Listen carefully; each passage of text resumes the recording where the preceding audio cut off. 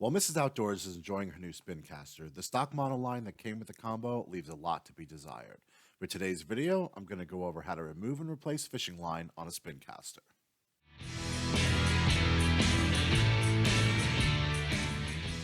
Replacing the line on a Spincaster isn't difficult, but there are a few important steps you need to follow. Throughout the video, I'll go over everything you need to know along with some helpful tips and tricks along the way. Before we get started, if you guys find this video helpful, let me know by hitting that like button. If you want to see more content like this, consider subscribing. We're actively trying to grow this channel, and your subscription helps us with that. To get started, it helps to understand how a Spincaster reel works before replacing the line. There's a horizontal spool under the cap that holds the line, while small pins guide the line on and off the reel. When you press the button, the pins retreat back into the spool. That lets the line come off when you're casting.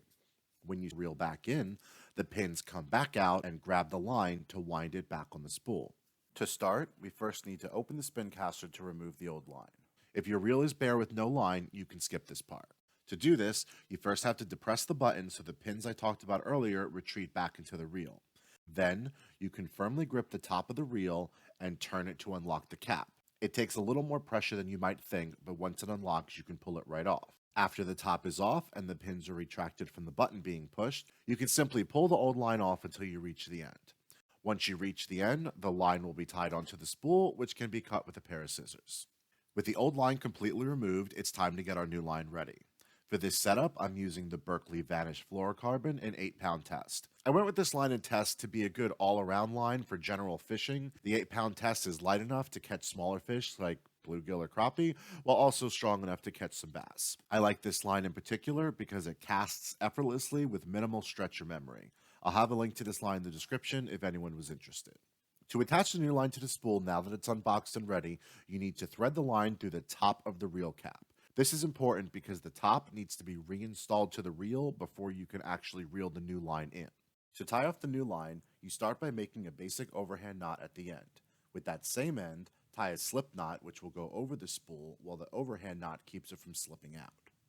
You can place it over the reel and pull firmly to lock the knot in place. Once the knot is secured, you can trim off any excess line.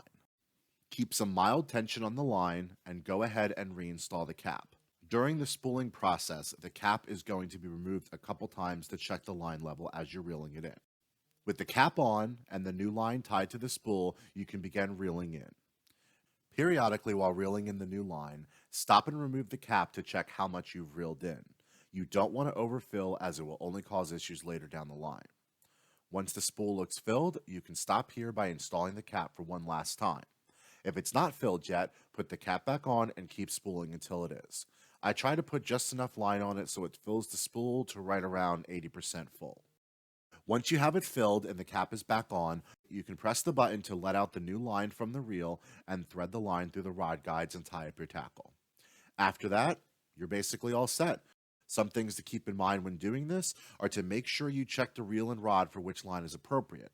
This information is generally written on the side of the reel or on the rod itself where it tells you the action and length. Often, it will also tell you the maximum amount of line that the line can hold.